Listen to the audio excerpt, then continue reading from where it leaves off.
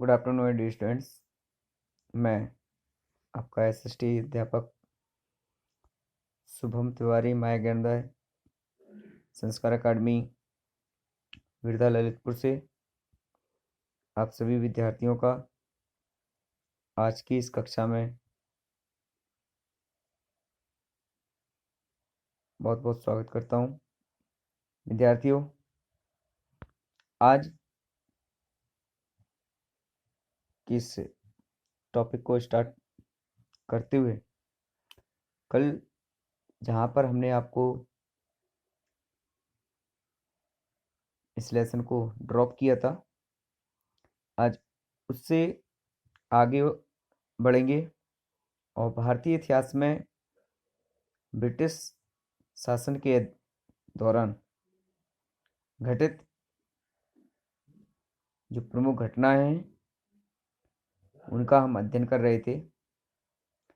तो विद्यार्थियों, लाहौर कांड और चंद्रशेखर आजाद की मृत्यु के बाद साइमन कमीशन का विरोध,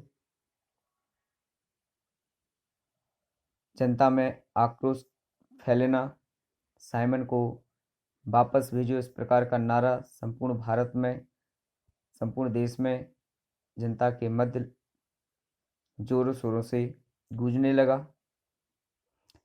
इसी दौरान सन 1929 ईस्वी में कांग्रेस का वार्षिक अधिवेशन शुरू हुआ लाहौर में, और इस अधिवेशन की जो अध्यक्षता का कार्य मिला वह पंडित जवाहरलाल नेहरू को मिला। इस अधिवेशन में ब्रिटिश सरकार को नेहरू रिपोर्ट स्वीकार करने के लिए 31 दिसंबर 1929 ईस्वी की जो समय सीमा दी गई थी कि पूर्ण स्वराज की जो मांग रखी गई थी उसका भी समय समाप्त हो चुका था। इसलिए राष्ट्रीय कांग्रेस ने रावी नदी के किनारे रात्रि में ही एक सभा का आयोजन किया और इस सभा के आयोजन में रावी नदी के पास उन्होंने तिरंगा झंडा को लहराकर अंग्रेजों के सामने पूर्ण स्वराज की मांग का जो प्रस्ताव था वो रखा। विद्यार्थियों, इसी दौरान अंग्रेजों की नीतियों का कड़ा विरोध महात्मा गांधी ने भी किया। इस दौरान सविनय अवज्ञा आंदोलन करने की जो अनुमति मिली, उसी दौरान गांधी जी ने सन 1930 ईस्वी में नमक आंदोलन भी छेड़ दिया।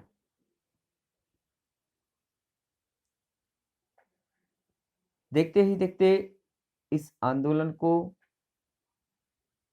संपन्न कराने में अनेकों भारतीय लोगों का योगदान रहा।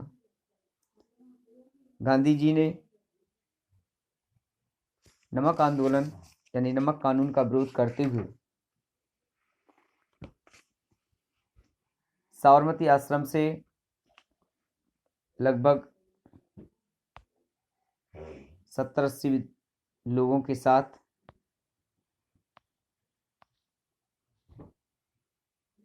दांडी की ओर यात्रा प्रारंभ की और 6 अप्रैल 1930 ईस्वी में दांडी पहुंचकर स्वयं समुद्र से नमक बनाकर अंग्रेजों के नमक कानून को तोड़कर इसका विरोध जताया। विद्यार्थियों, सविनय अवज्ञा आंदोलन सन 1930 ईस्वी में जब प्रारंभ हुआ तो देखते ही देखते भारत के विभिन्न क्षेत्रों से हजारों स्त्री पुरुषों की संख्या इस आंदोलन में शामिल हो गई। अनेकों स्वयंसेवकों ने इसमें भाग लिया। विदेशी माल का बहिष्कार किया गया। कहीं कहीं किसानों ने भी लगान देने से अंग्रेजों को मना किया। सरकार के नियम दमन करने के लिए निहत्थे स्त्री पुरुष स्वयंसेवकों पर लाठीचार्ज किया गया, गोलीबारी बौछार की गई, हजारों की संख्या में लोग मारे गए। अंत में अंग्रेजी सरकार ने 5 मई 1930 ईस्वी को गांधी जी को गिरफ्तार कर लिया और जेल में डाल दिया। परंतु इसका विरोध अंग्रेजों को देखने के लिए मिला। मद्रास, कलकत्ता, कराची आदि भारत के विभिन्न नगरों में गांधी जी की गिरफ्तारी का विरोध हुआ। अनेकों प्रदर्शनकारियों की विशाल भीड़ और अंग्रेजी सेना का टकराव भी उनके बीच में हुआ। विद्यार्थियों, कहने का तात्पर्य यह है कि भारत को पूर्ण स्वराज्य, स्वाधीन, स्वतंत्र कराने के लिए भारत के विभिन्न क्षेत्रों से, विभिन्न नगरों से अनेकों हजारों लोगों ने हमारे देश के महान क्रांतिकारियों का साथ सभी आंदोलनों में बढ़ चढ़ करके दिया। जब अंग्रेजों को ये लगने लगा कि अब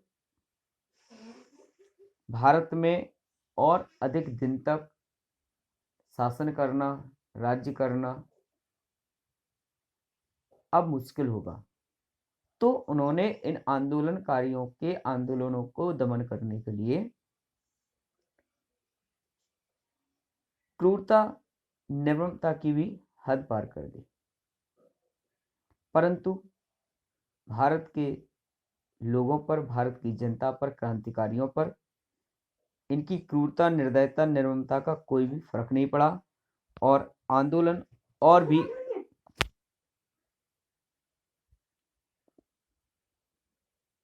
तो इन सभी घटनाओं का भारतीय लोगों पर कोई प्रभाव नहीं पड़ा। आंदोलन और भी प्रबल होते चले गए। स्वाधीनता, स्वतंत्रता की जो लहर थी वो लोगों के मन में, दिलों में और भी प्रबल होती चली गई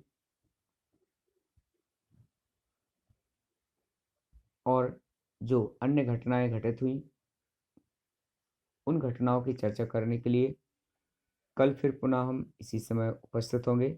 तब तक आप सभी के लिए आज की इस कक्षा में जुड़ने का बहुत बहुत धन्यवाद। Thank you.